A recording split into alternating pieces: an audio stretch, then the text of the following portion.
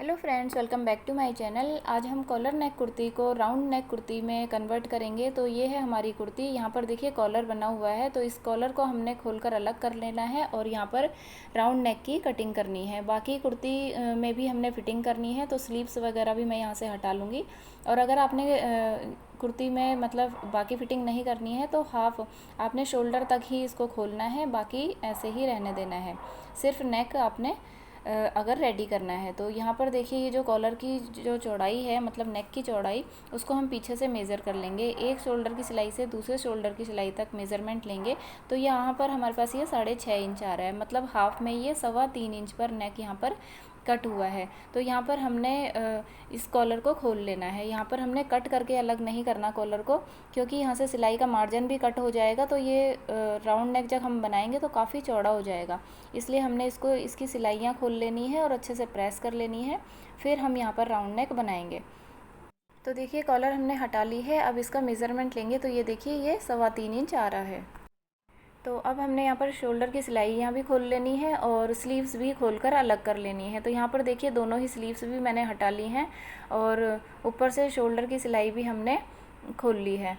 तो अभी मुझे पूरी ही फिटिंग करनी है, इसलिए हमने पूरा खोला है, वरना आप आधे शोल्डर तक ही सिलाइयाँ खोलें और फिर भी नेक रेडी कर सकते हैं। अब फ्रंट वाला पीस हमने इस तरीके से फोल्ड करके रख लेना है। आर्म होल की साइड से भी अच्छे से मिलाना है, नेक की साइड से भी मिलाना है।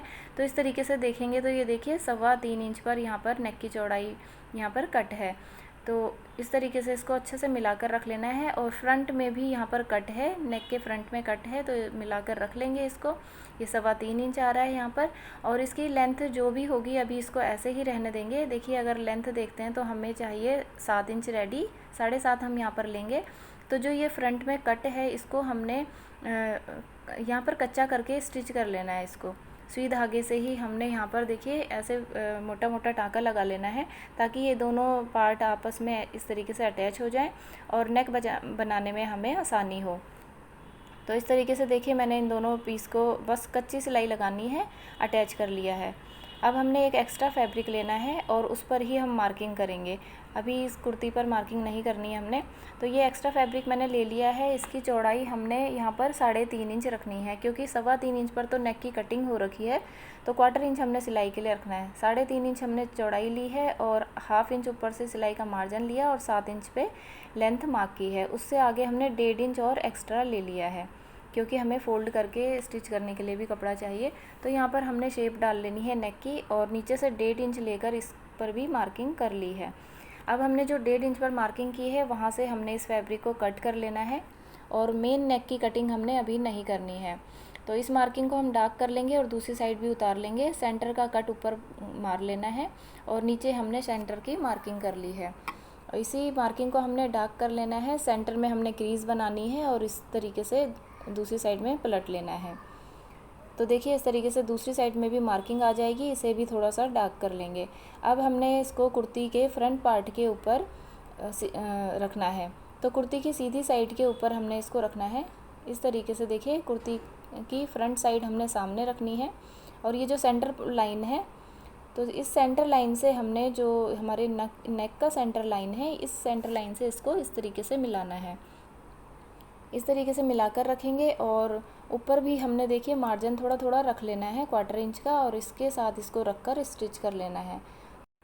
तो अभी मैंने देखिए यहाँ पर कच्ची सिलाई लगा ली है, और ठीक इसी सिलाई के ऊपर हमने पक्की सिलाई भी लगा लेनी है। देखिए इस तरीके से मैंने यहाँ पर मशीन से भी इसको स्टिच कर लिया है। और अब अंदर से हमने 1/4 इंच मार्जिन रखकर बाकी फैब्रिक कट कर लेना है। तो जो हमने मार्किंग की है बिल्कुल उसी के ऊपर हमने स्टिचिंग की है, सिलाई भी हमने उसी मार्किंग के ऊपर ही लगाई है। नेक हमने यहाँ पर अंदर से फैब्रिक हमने कट कर लिया है, और छोटे छोटे हमने यहाँ पर कट्स डाल लेने हैं। अब पट्टी को अंदर की साइड पलटना है और यहाँ पर टॉप सीम भी लगा लेनी है। जो कच्ची सिलाई का धागा था वो हमने खोल लिया है, और इस तरीके से फोल्ड करके यहाँ पे इसको स्टिच कर लेंगे। तो 1/4 इंच हमने सिर्फ कपड़ा फोल्ड करना है और इस तरीके से इसमें किनारे की सिलाई लगा लेनी है। तो देखिए सिलाई यहाँ पर लग गई है। अब हमने टॉप सीम लगानी है। सारा मार्जिन हमने पट्टी की साइड करके रखना है और यहाँ पर टॉप सीम लगा लेनी है।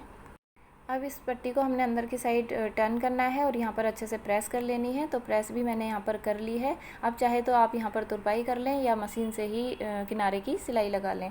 अब हमने बैक पार्ट के ऊपर इस फ्रंट पार्ट को ऐसे रखना है और शोल्डर से शोल्डर मिलाना है। इस तरीके से मिलाएंगे और 1/4 इंच का मार्जिन हमने यहाँ पर रखना है इस तरीके से, और बस इतना मार्जिन रख लेंगे। इसको रखने के बाद हमने इसको चेक कर लिया है।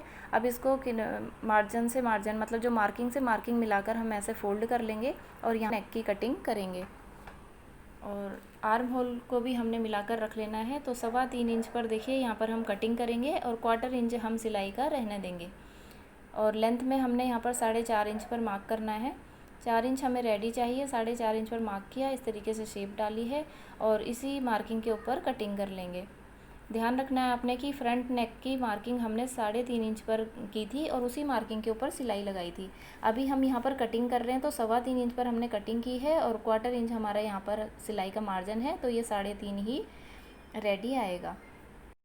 अब हम यहाँ पर शोल्डर अटैच कर लेंगे। 1/2 इंच का मार्जिन लेंगे और इस तरीके से शोल्डर्स को हमने अटैच कर लेना है और 2 बार सिलाई लगाकर पक्का कर लेंगे। अब हमने देखिए एक उरेब पट्टी ली है करीब 1 इंच चौड़ी और इस तरीके से हमने बैक नेक रेडी कर लेना है। थोड़ा सा कुर्ती वाले फैब्रिक को खींचते जाएंगे और पट्टी को थोड़ा लूज़ रखेंगे। इस तरीके से हमने ये पट्टी लगानी होती है क्योंकि इसको अंदर की साइड फोल्ड करना है। कट्स देखिए मैंने यहाँ पर डाल लिए हैं और अब पट्टी के ऊपर टॉप सीम लगा लेंगे और फिर इसको अंदर की साइड पलट लेंगे।